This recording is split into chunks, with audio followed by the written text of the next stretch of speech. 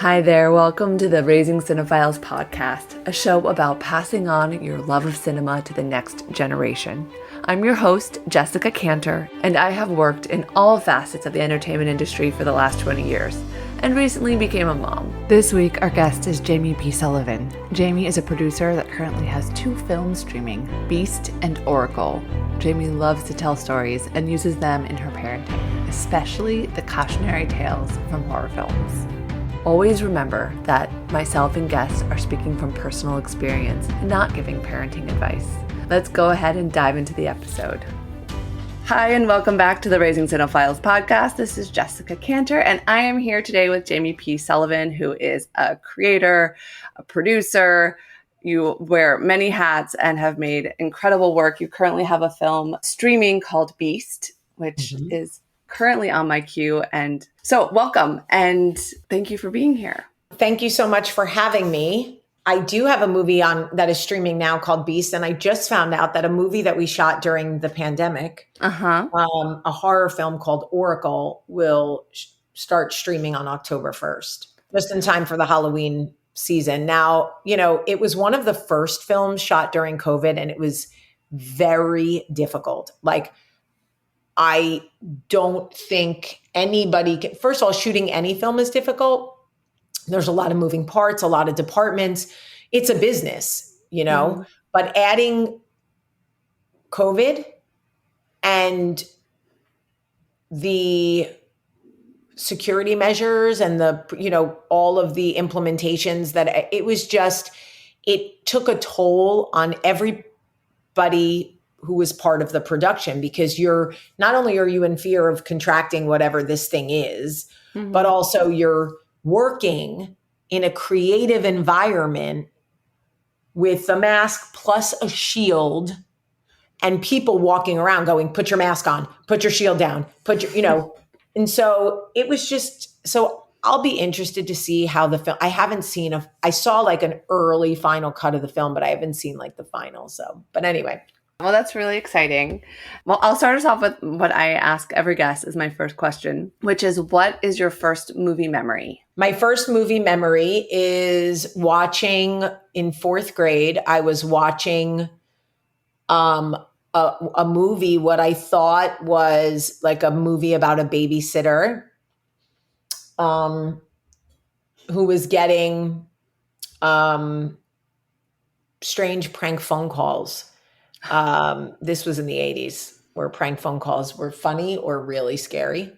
And I remember being so invested in her fear of these calls and watching her fear progress from annoyance to sheer terror that someone could see her. And they kept saying, have you checked the children? And, I remember just being riveted by her fear journey, because she was a normal, happy-go-lucky teenage babysitter. And then, as I'm watching her journey, she's fracturing on every level. And when I was watching the movie and the police called her back and said, the calls are coming from inside the house, I remember having a full physical, visceral reaction to that. It scared me on when I tell you that isn't what I thought was coming. And I couldn't believe that could happen. I was like, oh my God, the thought that, she had this false, even though she was afraid, she had this false sense of security that the doors were locked and the police knew what was happening and they were monitoring the situation. And she had this false sense of some security, but then the calls are coming from inside that. It was in that moment that I knew I wanted to scare the shit out of people. That's amazing. And how old were you watching that? I was in 4th grade. Wow, that's pretty young. Yeah, very young, very young. But I had older sisters. Okay. That's a common theme. Anyone with older siblings watch movies inappropriate for their age. 100%. It's just like it's become fact. It was anecdotal, but after 20 interviews, it's now fact.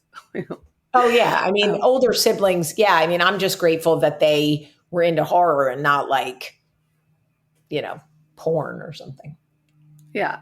That would have been weird and crazy. Well, that's amazing, and it's amazing you had that moment of knowing you wanted to scare people. How did that manifest over the next however much time it took you to actually get to making movies? What did that look like for you as a teenager? Were you obsessed with movies? Did you know it was movies that you wanted to do that thing? Well, I always knew I was always a storyteller. I started telling stories in fourth grade, and I was really good at it. I knew how to captivate an audience and keep them hanging on, and um, I knew how to throw in like a plot twist. Like I just, when I was young in fourth grade, I was in New York City at my grandmother's apartment, and she had some friends over and my family was there. And I was like, I'm going to tell you guys a story about the boogeyman. And they were like, okay. So I made up this whole story off the top of my head. They were all like riveted about this boogeyman that lived under this girl's bed. And she was like so afraid of him. And he came out from under the bed and he was chasing her through the house. And every time he got close, she would just get away, and like going on and on. And they're like waiting to see what's going to happen. Mm-hmm. And in my little 10-year-old mind, I knew that what they thought was that he was going to kill her or hurt her in some way. And that's what they were waiting for.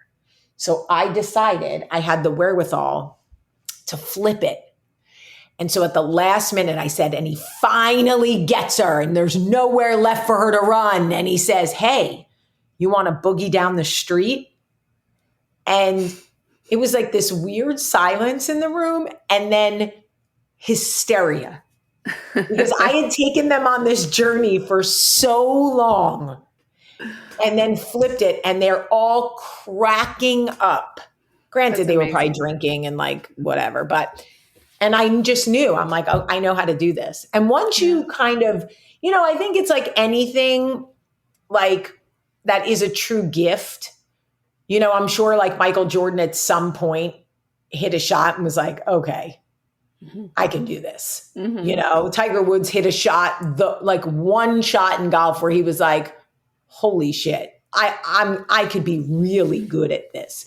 Yeah. That was my moment for film. And then I just wanted to keep telling stories in whatever way I could tell them. My favorite thing was Once Upon a Time. Like, so that was it. And then I just started telling stories and never stopped. And then I started putting pen to paper. That's the key, is like, you can be a great storyteller, but it isn't like stand-up comedy. If you want a story to live, you have to write it down.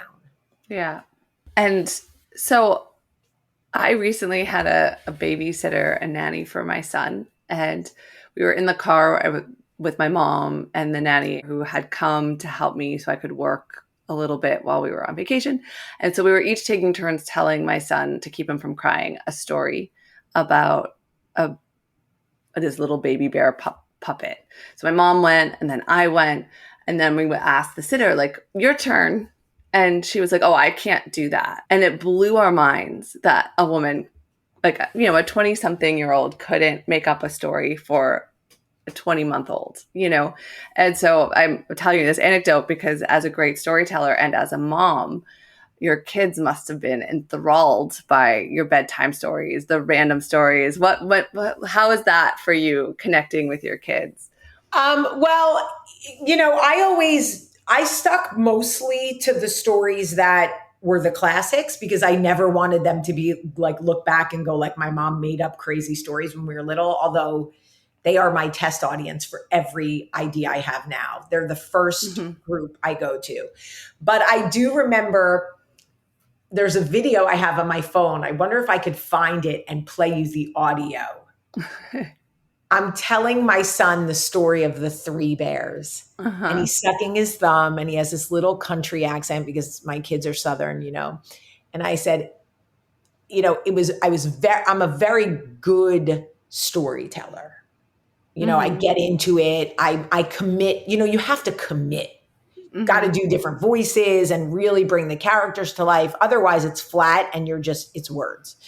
So I was telling him about Goldilocks and I said, and she sat on the first chair and it was too hard. Oh, ow, and I'm doing the whole thing. I'm like, then she sat on the, and then I said, and then she sat in the third chair and she broke it. And my son goes, oh no, what happened to the chair?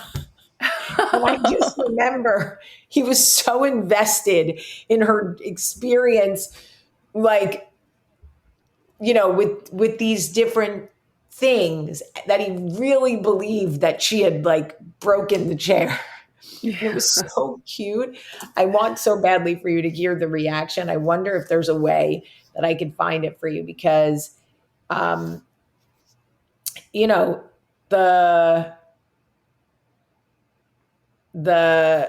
that is the greatest part, I think, of being a storyteller, is looking back at how you told stories to your kids and how they, interacted with the storytelling. Yeah. Well, that's like the I think this is it. Okay. You have it. No, I think so. Goldilocks said, I'm going to eat some. I'm so hungry. So she tried the first oatmeal. She said, this oatmeal is too hot. And then she tried the next oatmeal. And she said, this oatmeal is too cold. So she ate the last oatmeal and she said, this oatmeal is just right. And she ate it all up. And then she went in to check the chairs in the TV room. And she sat on the first chair and she said, this chair is too hard. And she went and sat in the next chair and she said, this chair is too squishy. And she sat in the last chair and she broke it. Oh, what's happened to the last chair? She broke it. That's, oh my gosh. And we did that night after night, oh my God, hearing his little giggle, man. But storytelling for me was one of the, and is still the greatest, one of the greatest methods of communication I have with my kids, because a lot of the cautionary tales I want to teach them, I do so through stories. And that's why I go to them first with every idea. Because ultimately that's what horror is, right? It's always a cautionary tale. What's the sin? Yeah. What's the things the teenagers did that they shouldn't have done? And now they watched the video, or they had the sex, or they broke into that, whatever they did. And so I use the same, it's probably like an awful form of manipulation, but I love it.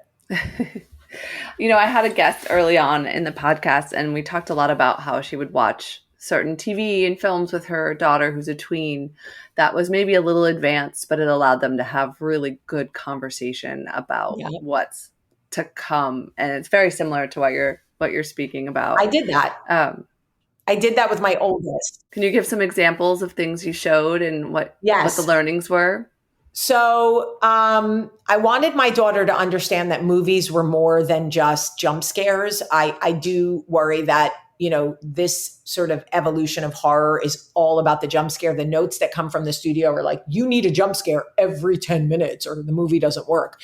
That doesn't give you a lot of breathing room to really build character. So I made her watch, not made her, but I said, will you watch Psycho with me?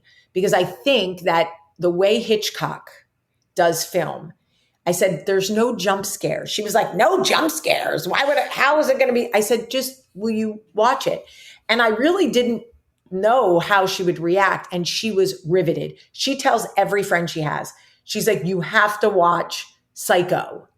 Like, it's about this guy. It's based on a true story. And his mom died and he dug her up and he like pretended to be, but she really understood that there is like another way to tell stories, that everything doesn't have to be so in your face. And then you tie it back to social media, like leave a little bit to be discovered.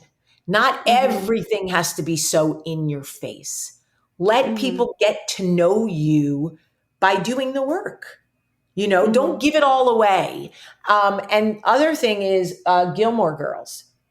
Gilmore Girls. If I could recommend anything for a mother with a middle school, early high school age child. So I think we started when she was 13 and finished when she was 14, probably.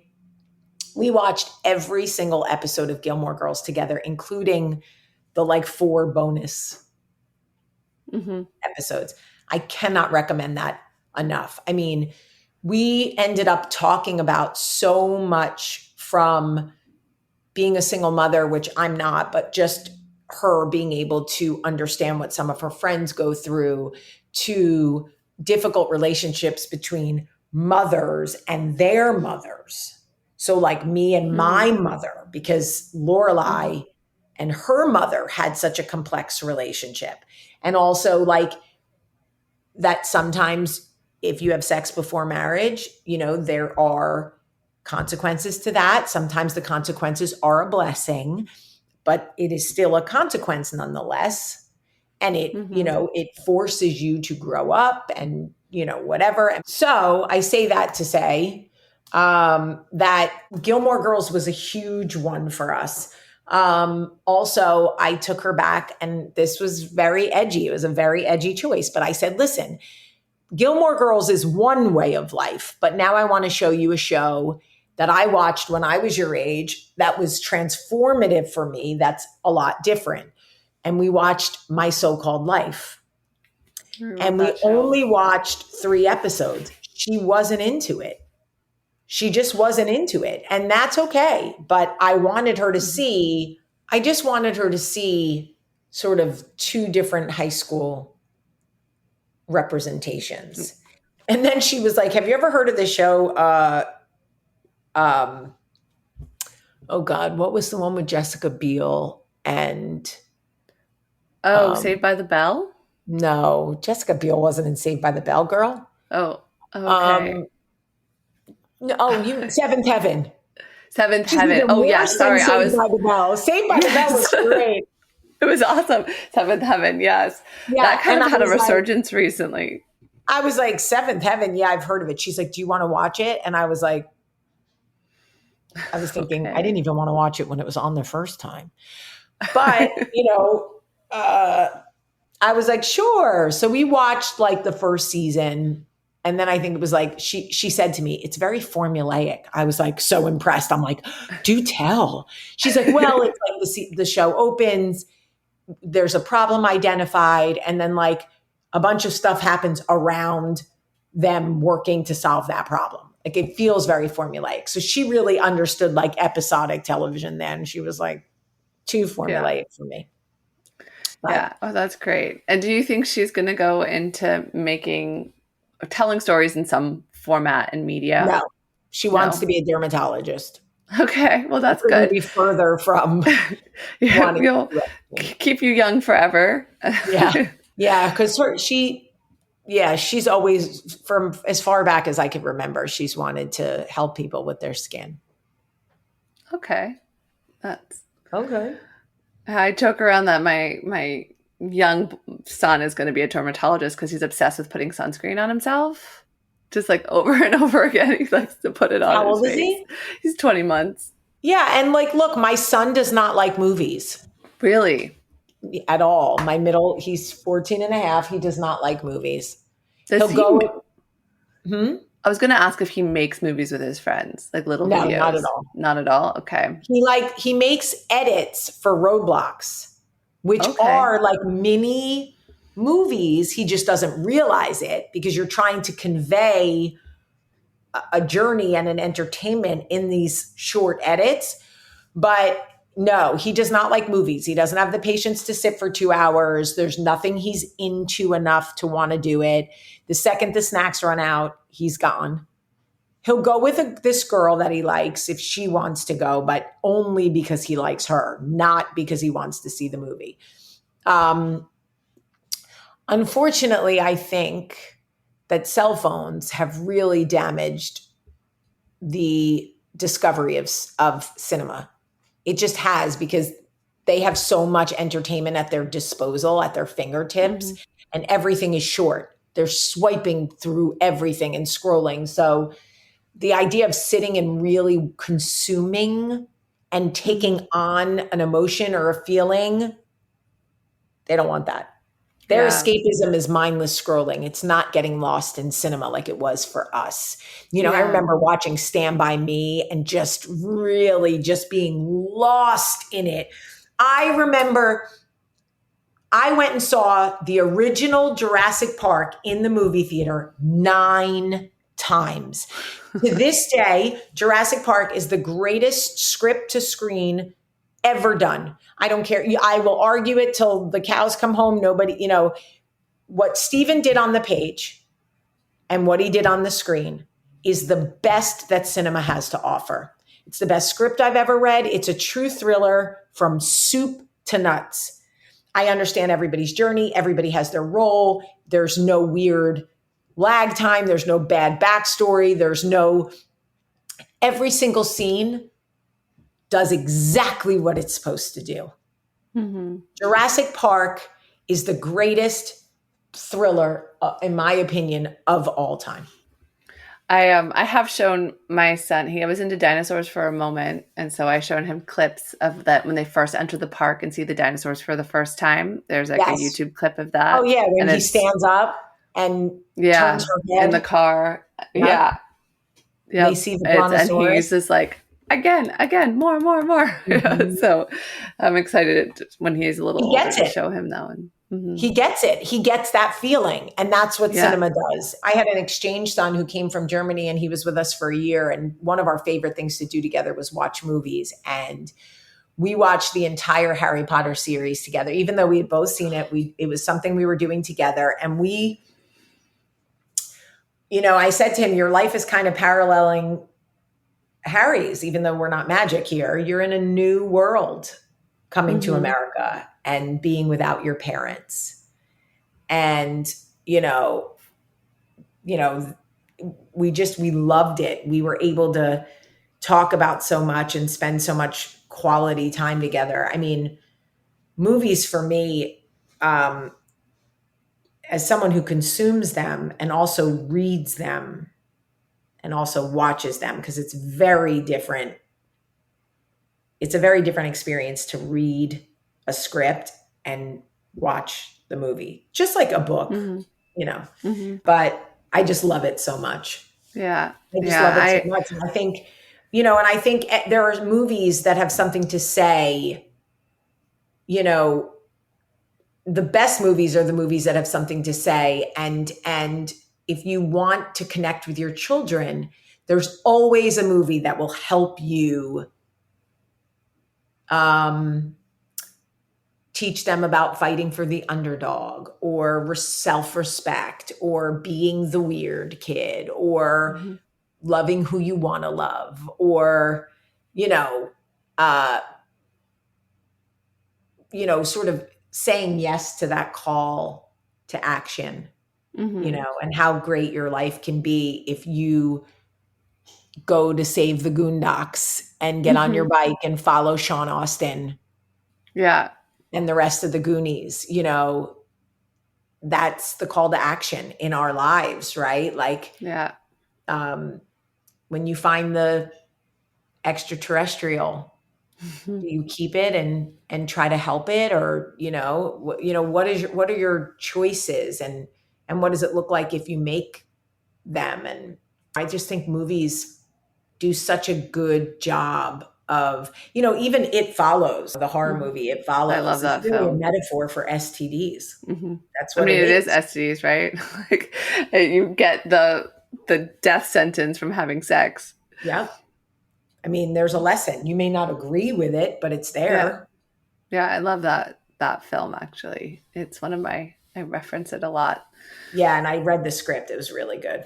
Yeah. I felt really blessed early in my career. I worked in development at Sony and I just read thousands and thousands of scripts, seeing not just what films would get chosen to get made and which ones I would recommend to move forward, but having to understand what budget size is on the page, which was always really interesting exercise. Well, and Like I remember.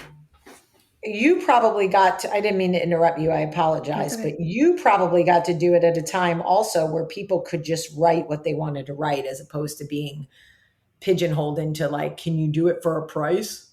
Yeah. Well, it was a mix, right? I mean, at Sony, they were doing big movies. So I'd actually have to say, I loved one script and my boss was like, it's just too small for us. It's a beautiful script, but send it to your friend to focus. It was too small for them, which was really interesting. And I was there when they took Julia, the blog, and turned it into the movie. And I had to go through like 1,000 pages of the blog and hand it over and organize it for Nora Ephron to write it into a script, which was probably one of the highlights of my early career. That's incredible. Yeah, it was pretty cool. I mean, it was one of the very first taking digital media in its newest form and adapting it into cinema, which was pretty cool. So I'm going to go ahead and ask you my last question, which I ask every guest, is Okay. if I were to choose one film to show my son, and it is not for him to watch today because he's too young to sit through a full movie, but at any point in his life, what movie should I show him so that he falls in love with cinema? With cinema. Okay. I mean, honestly, I hate to beat a dead horse, but I would say Jurassic Park.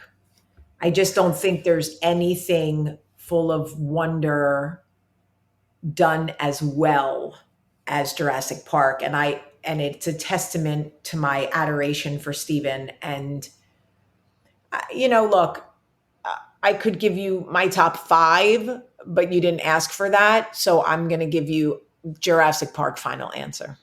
Okay. What was the experience showing that film to your kids? Probably annoying to them because I was like, you guys don't understand. Like, I was trying very hard to be cool, but they got it because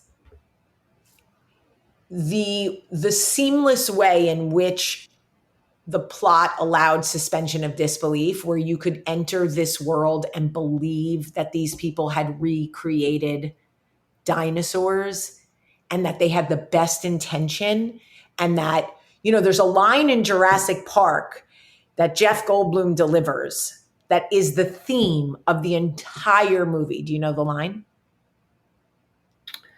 I don't remember it. Tell me.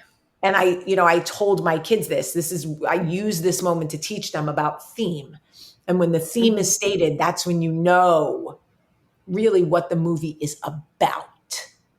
And Jeff Goldblum, when he says, so you're telling me that the dinosaurs can't procreate because they're all female? And they say, yeah, that's right. And he says, and they challenge him like, oh, you think a bunch of animals that are all female are going to find a way to procreate? And he says, nature finds a way. And that's what the movie is about. Yeah. Nature finds a way. Yeah. And she does. And she really does in this movie. Yeah. And, that is just, I have goosebumps. I don't know if you can see them, but I have them because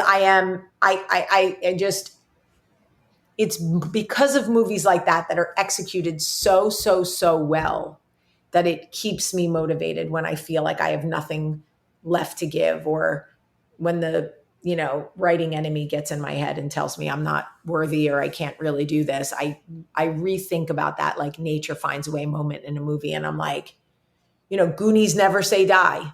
Yeah. They don't. Mm-hmm. So when you can pinpoint a line in a movie that tells you, we're the group of misfit kids from the wrong side of the tracks who never give up. Or, I understand that you think you have a controlled environment here, but nature finds a way. Like, It's just great. Yeah, it's really good. It's really good. Well, Jaime, thank you so much for talking to me today. I Thank love you for you having are a me. brilliant storyteller because it's so fun to hear Thank you you. tell these stories. Thank you so much, Jess. I really appreciate it. Mm-hmm. And I wish you so much success with your podcast. I love that Thank you. you're a very specific niche conversation and the way that cinema relates to parenting and children and passing on the love of that and the importance of it. So, it's very cool. It's really, Thank really you. cool to be doing something different. If you enjoyed the conversation, please don't forget to like and subscribe. New episodes release every Wednesday. And leave a comment and let me know which movie you think I should show my son. Until next time, take care.